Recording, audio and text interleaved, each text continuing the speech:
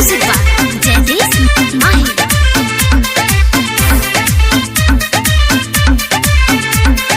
जाए के ना मन करे तोहरा से दूर हो, पैसे के कारण रानी बानी मजबूर हो।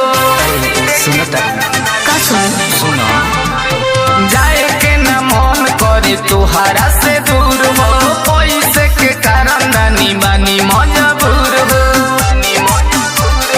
नहीं जे कमाईब तो कहाँ से खियाईब, करब याद तोहे हरदम। हेले जाबो कदी चंदन ए राजा जातारा तू तो नंदन। हेले जाबो कदी चंदन ए पिया जातारा तू तो नंदन।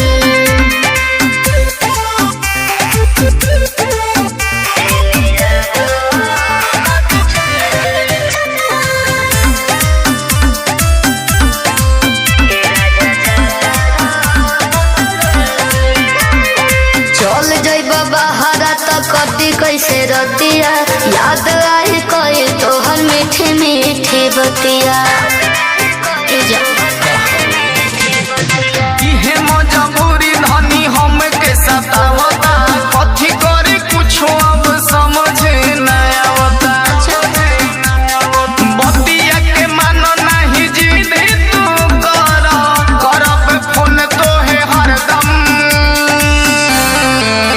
हेले जाबो कदी चंदन ए राजा जातारा तू तो लंदन। हेले जाबो कदी चंदन ए पिया जातारा